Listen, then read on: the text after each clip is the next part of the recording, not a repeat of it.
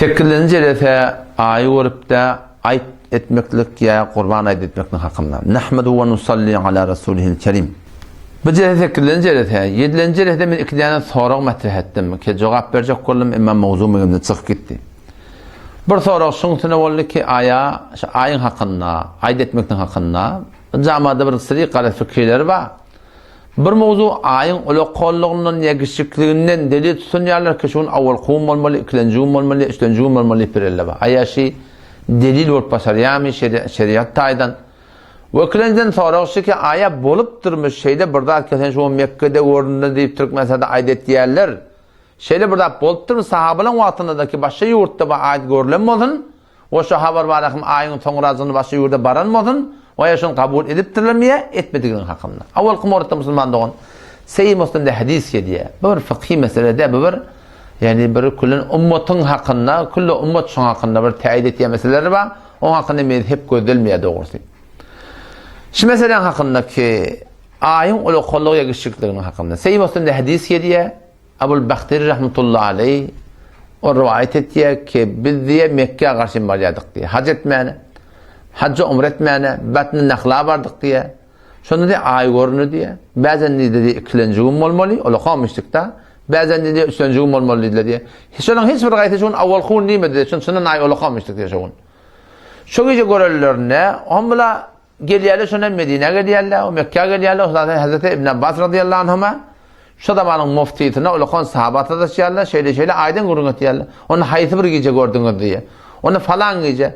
Onda ditti ya innallaha meddehu lirru'ya. Ayın ulu kollu kışıklığı bu mevzuki ikilenciyum, üçlenciyum olsun bana hiçbir repti yok deyiptir. Belki min iktirabis sa'in fetahul ahille dedi. Hadise geliyor.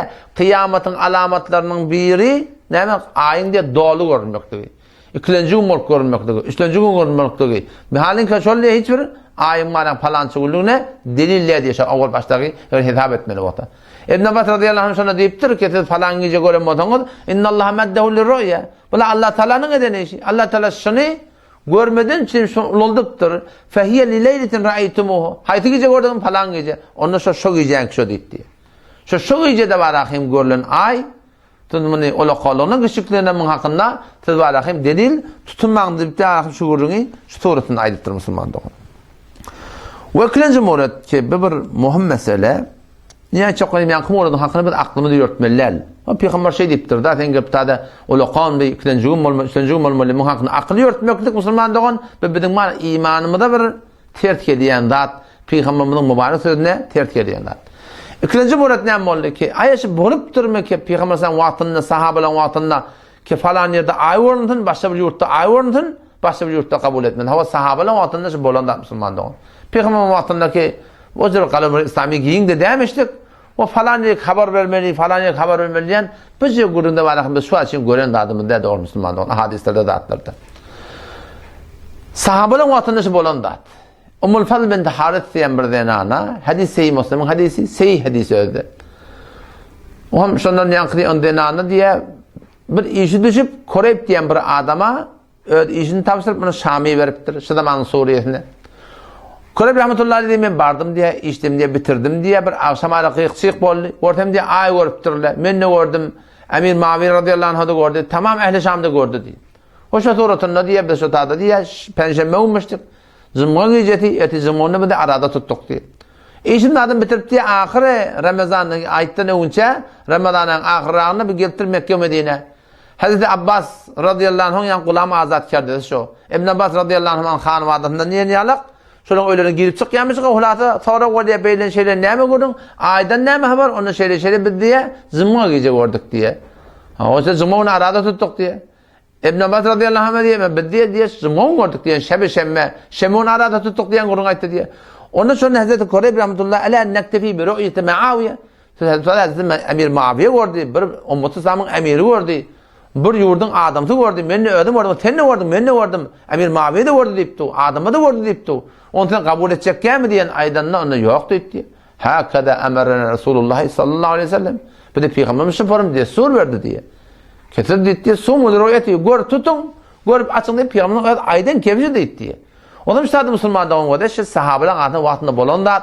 o şey hadis köplen hadisi kitaplarda geligili ve ummet İslam'ın içinde 1400 yıla çellim belki 1420 yıla çellim belki 1430 yıla çellim ki şu bunun aramında bir fezai mecazi bolat 10 yıl bolasın başlarına şondan awşan hakkında hiçbir ihtilafı yokmuştuk. Köplen hadisi kitaplarda likulli beledin ru'yatuhum her bir yurt ödü görmeli etibar edip koyupturlar. O şun hakkında şu an çellim hiçbir ihtilafı Müslüman'da ummet İslam'ın içinde bolmaptır yani. O şu daydan vade şu mesele şu zamanla bolonda. Hazreti İbn Abbas radıyallahu anh iki tane gen kefayet diye. Bir ayetyen guruna nemeşi hakeza emerena Resulullah. Bir de peygamber sporun buyurdu diye. Başka bir yurtta görülüptür. Haber gelipti. Etibar edecek ama yok. Peygamber şey diye ayetti diye. Yani men öz fetvamda peygamber Hudasanız bağışın hakkında öz bilen destur söyledi diye. Gör tut gör aç diyen gurun şu Türkmenlerin anek bağırın Müslümanlığı. O şu da sahabenin hiçbir gaysına ihtilaf etmeyiptir. Ecma sahabe oluptur hakkında. Hemmesini kabul ediptirler. O şu tan 1430 ile çelim diyen yarak. Şu fezai mezadin gurun gelmeden önce şu kullu ummet İslam'da birdi. Şuna hakkında ihtilaf ettiyen yoktu. O bizim Türk meselemiz yoktu ama kıyınansak da şunun kun gelip barak şu meseleden gelip şunu şey ditti barak istilal editti Mekke'de orunda bol ya da bir de Peygamber'in öyle sumuylu ru'yeti gör tut göraş deyiptir şu tadı görüneni bol ya mustafil haberlarının bir de haber geldi şu bir de delil bol ya deyip durulun kep kıyınansak da şey Peygamber Aleyhisselam'ın sahabanın aydan kefine ki Peygamber şey deyip ayıttı deyipti Müslüman da oğlum şuna barakmış tert gelipti. O hem de iki keplerini zahir ravayan tutuyor diye. Hormatlı ustad, zahir ravayetin düşüntürdüm Hanefi mezhepten. Türkiye ile kim? 900 yıl Türkiye'de Hanefi mezhep mebnasında hükümet boluptur.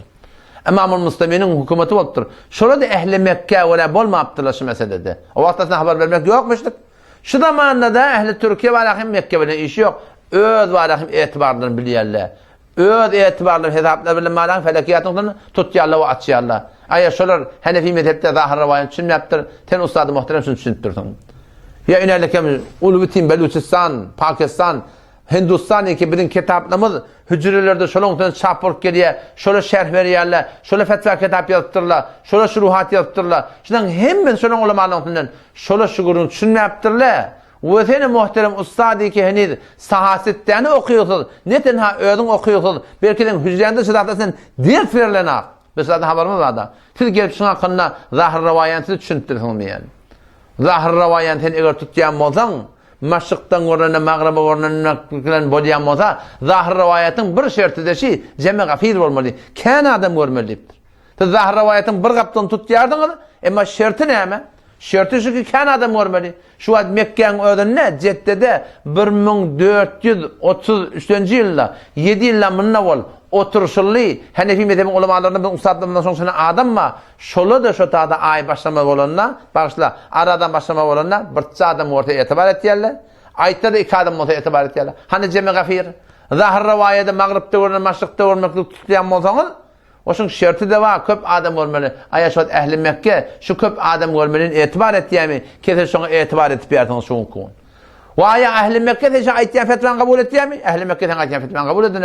Ehli Mekke'de oturuşuptırlar şun hakkında. Kullu dünyada bir etçek oluptırlar, fiziki taydan, nucumi taydan, ilmi taydan, gayri mümkünle açılayıp, her kim öz yurdu bilen, öz memleketi bilen, bolmalı diyen guru Müslüman doğum aydık koyuptır. O zaman şu taydan Müslüman doğullum. Şu mesele sahabalığın ahına bolonlar, sahabalar şuna hakkında ecma ediptirler. Kullu ummet şuna hakkında ecma edigri. Veşlan edip veren ihtilafı şuna hakkında kullu ummet-i İslam'ı var hakkında şuna hakkında selef-i salihe ola tert. Oradaki ihtilafı ketip yerler. Şunun kunşu fezai mecazi başlanı veri. Şunun hakkında ihtilafı ketip yerler. Sizin takdirinin döreden dadı bolup düşüşü kıyınlansakta. Ki bağın ihtilaf etmeli olsa ol burdatları ihtilaf etmeli ki bağın şunun haykatı olsun. Hem bu kun ayın hakkında men canından geçtim zaten. Her burada esir edersin, asasın, öldürürsün. Ustad-ı muhterem, mukaddesat-ı ehl-i sünnete 40 yıl veri, inçemil ver ihanetler edilip ya, tevhiller edilip ya, ki Nizam-ı Cumhur-i İslami'nin öz bunyadına göre, rehber-i Cumhur-i İslami'nin öz bir fetvasına göre, şiddetler haram diye koydu, halaf-ı şer diye koydu, halaf-ı kanun diye koydu, ama onda da tondra olan arada, inem ihanet etti ehl-i sünnet mukaddesatına, senin ve senin malahim yandaki adamlardan, ustadlarından, şagirdlerden muhakkında ses çıkmadı. Ama şu mesele hakkında gelten şifol canından sayardın. İnşallah memnun hakkında da öz ayını görürüm. Allah Teala bize tevfik versin.